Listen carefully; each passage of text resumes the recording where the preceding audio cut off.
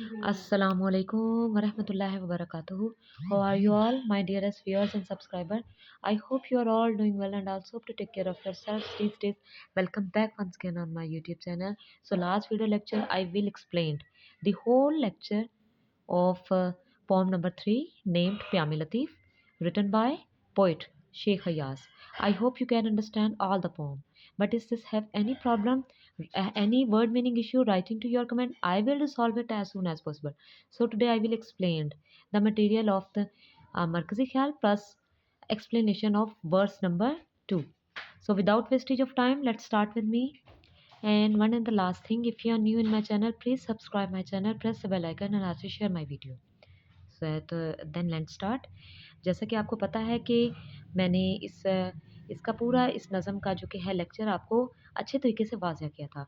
तो आज इसका मरकज़ी ख्याल है, ठीक है. उसका मवाद किस किस्म का मवाद मैंने लिखा है, ठीक है, किस नौयत से लिखना है जिससे आपके टेस्ट में और आपके पेपर में इसके 5 नंबर पूरे आ जाए. सबसे पहले मरकज़ी ख्याल के लिखने के से पहले नज़म का नाम और शायर का नाम लाज़मन लिखना चाहिए. प्यामे लतीफ़ हैं, शेख अय्याज़ है. ये वो आपसे टेस्ट में या पेपर में मांगे या ना मांगे, आपने ये लाज़मन देना है, ठीक है. उसके बाद खुदा कायनात का खालिक व मालिक और राज़िक है. कौन कह रहे हैं?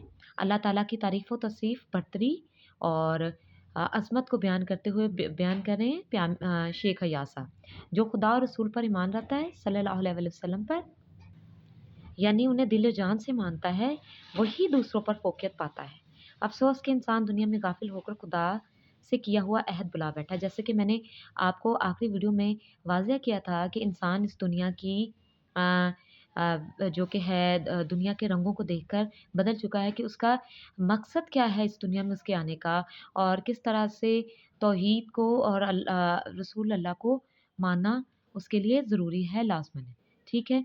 ये इतना आप अगर मवाद अपने मरकज़ी ख़्याल में लिख देते हैं तो आपको पूरे 5 नंबर आपके पेपर में या आपको आपके टेस्ट में मिल जाएंगे.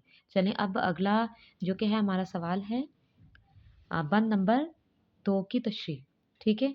ये आप बुक में से देख लीजिएगा, वो आपको बंद मिल जाएगा, ठीक है. वहीं से हमने शुरू करना है जहाँ से हमने अपने मरकज़ी ख़्याल का मवाद शुरू किया. सबसे पहले हम लिखेंगे नज़म का नाम प्यामे लतीफ़, शायर का नाम शेख अय्याज़. जैसे इक़्तिबास की तशरीह में आपको जो कि है अल्फ़ाज़ के मायने लिखना, बहुत ख़त कशीद अल्फ़ाज़ के मायने लिखना बहुत ज़रूरी होते हैं. इसी में आपको मफ़हूम लिखना बहुत ज़रूरी होता है, ठीक है. तो इस बंद नंबर 2 में जो कि शेख अय्याज़ साहब अल्लाह ताला की इज़्ज़त व बड़ाई और आप सल्लल्लाहु अलैहि वसल्लम से मोहब्बत को किस तरह से वाज़ह कर रहे हैं, उसके बारे में आपको बताती हूँ. जिसने भी कामिल ईमान के साथ सदके दिल और इकरार ज़बान के साथ खुदा को माना, वही मोहम्मद सल्लल्लाहु अलैहि वसल्लम का रुतबा पहचान सकता है, ठीक है.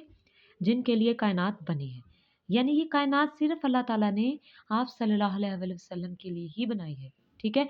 और इस दुनिया में उसी इंसान को फ़ौक़ियत मिलेगी जो अल्लाह ताला की वहदानियत पर और आप सल्लल्लाहु अलैहि वसल्लम की सीरत तैयबा पर ईमान लाए.